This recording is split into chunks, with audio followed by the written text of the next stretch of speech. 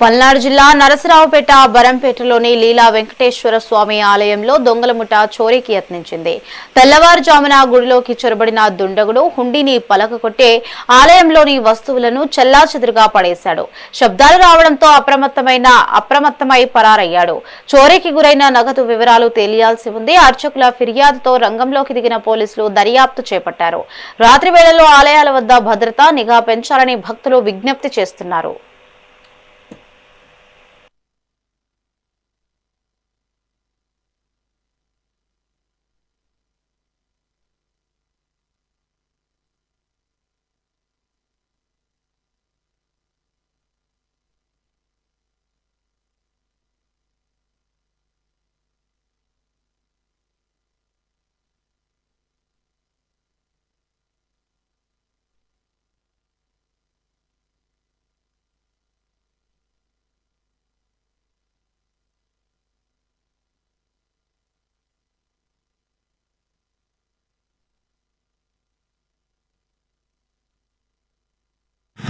బరంపేటలో వెంచేసిన శ్రీ లీలా వెంకటేశ్వర స్వామివారి యొక్క దేవస్థానంలో ఈరోజు తెల్లవారుజామున 1 గంటల ఆ టైంలో ఒక వ్యక్తి లోపలికి దిగి దొంగతనం చేయడానికి ప్రయత్నించారు.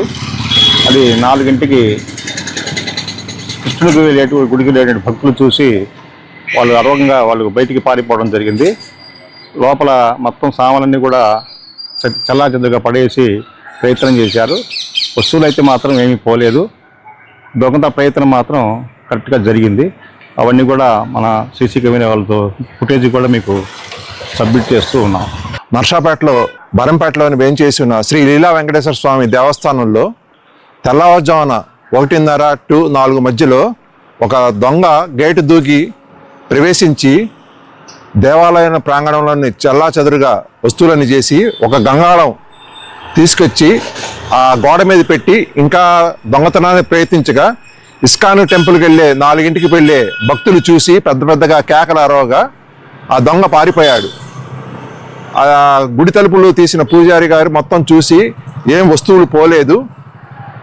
కాబట్టి బరంపేటలో ఇటువంటి దొంగల సంచారం ఎక్కువవుతున్నది.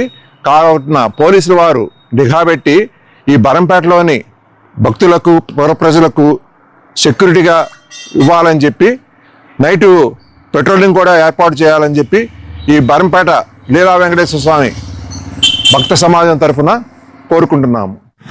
బరంపేట